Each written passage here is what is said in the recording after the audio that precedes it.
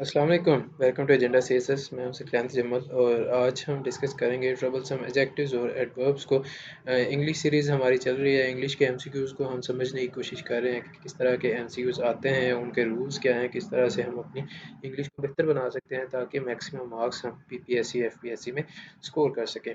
तो अगर आपने पिछली वीडियोस नहीं देखी तो ऊपर आई के बटन में आपके लिए लिंक मौजूद है इंग्लिश के एमसीक्यूज़ के लिए भी। और अगर आपने करंट अफेयर्स 2021 या 2022 के पढ़ने हैं तो वो भी इसी चैनल पे आपको वीडियोस मिल जाएंगी। उनके ऊपर डिटेल्ड वीडियोस हैं। आपके मोस्ट रिपीटेड एमसीक्यूज भी वहीं पे आपको नज़र आते हैं। मैं आपको साथ साथ ऐड भी करवाता जाता हूँ। तो इस वीडियो को स्टार्ट करते हैं जी ट्रबलसम एडजेक्टिव्स एंड एडवर्ब्स से। बेसिकली एडवर्ब्स और एडजेक्टिव्स जो हैं वो मॉडिफायर्स हैं जी, और ये क्वालिफाई करते हैं या फिर रिस्ट्रिक्ट करते हैं दूसरे वर्ड्स के मीनिंग्स को।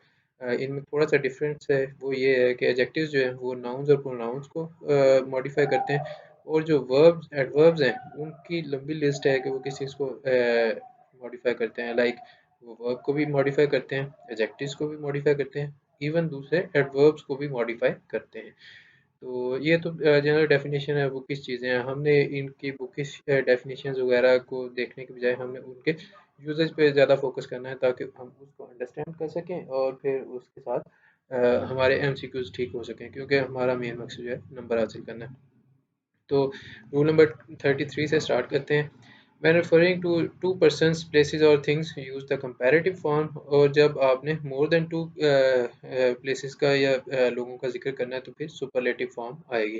तो दो फॉर्म्स आपके पास आ गई, एक कंपैरेटिव है और दूसरी है सुपरलेटिव। कंपैरेटिव मतलब दो या दो चीज़ों या लोगों का कंपैरिजन है, और जो सुपरलेटिव है वो है दो से ज़्यादा लोगों या चीज़ों का कंपैरिजन, और उसमें से आप किसी एक को प्रोमिनेंटली कह रहे हैं कि he is the best. For example, Rakesh is taller of the to. तो दो लोग हैं तो उनमें से टॉलर है, टॉलेस्ट हमने नहीं लिखा। Of the two positions open, you have chosen the more promising. ठीक है, तो मोर प्रॉमिसिंग प्रॉमिसर नहीं होता जी कोई भी वर्ड। तो कुछ आपको जो कंपैरेटिव फॉर्म्स हैं वो इस तरह से भी बनाने पड़ेंगे कि more promising, more most promising etcetera. तो यहाँ पे चूंकि टू पोजीशंस ओपन है तो इसलिए हमने मोर प्रॉमिसिंग लगाया है। That is more efficient of the two methods. तो दो मेथड है इसलिए हमने मोर एफिशिएंट लगाया। Then we have that is the most efficient method that could be devised. तो जनरली हम उसकी सुपरलेटिव डिग्री यूज़ कर रहे हैं ताकि हम एम्फेसाइज कर सकें कि जितने भी मेथड्स हमने डिवाइस किए हैं उनमें से सबसे ज़्यादा एफिशिएंट ये वाला है। तो definitely they are more than two methods that have been devised. अगर दो यहाँ पे मेंशन्ड होता तो फिर हम मोर लगाते, अदरवाइज चूँकि जनरल सेंस में बात कर रहे हैं तो फिर हम उसकी खूबी बयान करने के लिए मोस्ट एफिशिएंट लगा रहे हैं। Today is the warmest day of the year. चूँकि साल में 365 दिन होते हैं तो उसमें फिर they are more than two, तो उसके लिए हम सुपरलेटिव फॉर्म यूज़ कर रहे हैं यहाँ पे भी। Then we have was Monday और ट्यूसडे वार्मर। तो यहाँ पे आप देखेंगे कि दो चीज़ों का जिक्र है, दो दिनों का जिक्र है। तो दो के साथ अब चाहे यहाँ पे टू मेंशन नहीं है, लेकिन चूंकि दो को हमने वैसे ही स्पेसिफाई कर दिया है तो उनके साथ वार्मर आ गया है, कंपैरेटिव फॉर्म आएगी। Then we have rule number 34। Some adjectives and adverbs from their very meaning allow no comparison. तो उनमें कंपैरिजन जो है बहुत ज़्यादा मुश्किल होता है। लाइक फॉर एग्जांपल है परफेक्ट, तो मोर परफेक्ट या लेस परफेक्ट जो है लाइक मोस्ट परफेक्ट या मोर परफेक्ट, इस तरह का आप नहीं बना सकते। तो इस तरह के वर्ड्स के साथ आपको फिर थोड़ा सा चेंजिंग करनी पड़ेगी। Such words may be modified in meaning however by such adverbs as hardly, neatly or almost in order to suggest an approach to the superlative। इनके साथ आप कुछ एडवर्ब्स लगा सकते हैं, hardly, nearly, almost etc लगा के आप उनकी अप्रोच टू द सुपरलेटिव बता सकते हैं। For example, it is almost a square table. तो पूरा स्केयर टेबल नहीं है या ज़्यादा या कम नहीं है, लेकिन almost a square table. Almost मतलब कि approaching something that is there. That design is very nearly unique. अगर सिंपली यूनिक डिज़ाइन होता तो वो सुपरलेटिव डिग्री होनी थी, या बिल्कुल यूनिक है जी, पूरी दुनिया में इसके तरह कोई और डिज़ाइन ही नहीं है। ठीक है, लेकिन चूँकि यूनिक जो है वो कंपैरिजन का हमें ज़्यादा रूम नहीं देता, तो वेरी नियरली यूनिक हम कह रहे हैं। ठीक है, this plate is almost round. ठीक है जी। तो ये रूल नंबर 34 हो गया, जहाँ पे हमने देखा कि कुछ वर्ड्स हैं जैसे round, unique, square, perfect, completely, universally, correct, always, never, dead, etcetera जो है, इनको आप मॉडिफाई नहीं कर सकते सिंपल कंपैरिजन के साथ, लाइक परफेक्टर, परफेक्टेस्ट, स्क्वेयरेस्ट, एटसेट्रा। तो उनके लिए आप कुछ एडवर्ब्स यूज़ करेंगे, हार्डली, नियरली, ऑलमोस्ट वगैरह, ताकि आप उनको मॉडिफाई कर सकें। चलें जी।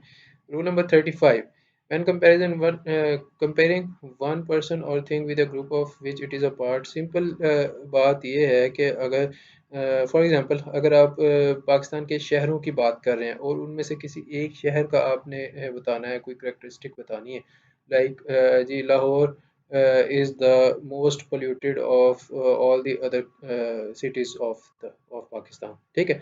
तो यहाँ पे क्या है, या फिर Lahore is more polluted then any other city of Pakistan. तो सिंपल ये रूल यही कह रहा है कि अगर आपने किसी ऐसी चीज़ की करेक्टरिस्टिक बतानी है जो कि एक लार्जर थिंग जो है उसका पार्ट है, तो उसमें आपने कंपैरेटिव डिग्री यूज़ करनी है। एक तो ये है कि कंपैरेटिव डिग्री यूज़ करनी है, और फिर उसको आपने दूसरी चीज़ के साथ ऐड नहीं करना, उसमें इंक्लूड नहीं करना।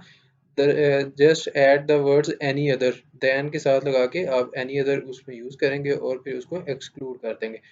Like this coffee has a better flavour than any other coffee in the market. तो बाकी सारी जो कॉफ़ीज़ हैं वो सारी अलहदा हैं, ये कॉफ़ी जो है ये स्पेसिफिक है, has a better flavour than any other coffee in the market. तो आप नोटिस करेंगे कि जो any other coffee in the market है, इसमें ये वाली कॉफ़ी जो है इंक्लूडेड नहीं है। Similarly Ludhiana is more populated than any other city in Punjab. तो any other city in Punjab, Punjab के बहुत सारे शहर हैं इंडियन पंजाब के, तो उसके किसी भी दूसरे शहर से ज़्यादा आबादी जो है वो लुधियाना की है। इसलिए ये any other city in Punjab जो है ये इसके साथ रेफरेंस में है, तो लुधियाना इनमें जो है वो ऐड नहीं है या इंक्लूडेड नहीं है। Gold is more costly then any other metal, ठीक है जी। तो ये था जी रूल नंबर 35, और रूल नंबर 36 करके हम आज की वीडियो ख़त्म करेंगे। When comparing two qualities of the same person और thing use more and not er to form the comparative.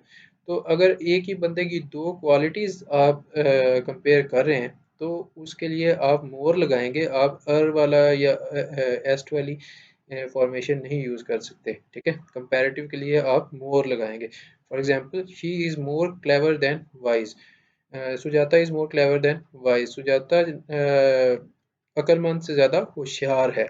Similarly Rajesh is more brave than wise, Rajesh अक्लमंद से ज़्यादा बहादुर है। तो यहाँ पे हमने ब्रेवर नहीं लगाया, यहाँ पे हमने क्लेवरर नहीं लगाया, क्योंकि दैट वुड बी रॉन्ग। तो ये था जी rule number 36। I hope that you like this video, and मुझे कमेंट्स में बताइएगा आपको ये वीडियो कैसी लगी। And if these videos are helpful for you, do share them with your friends who are also preparing for FPSC, PPSC, MCQs tests, and I'll see you in the next video. Take care. Allah Hafiz.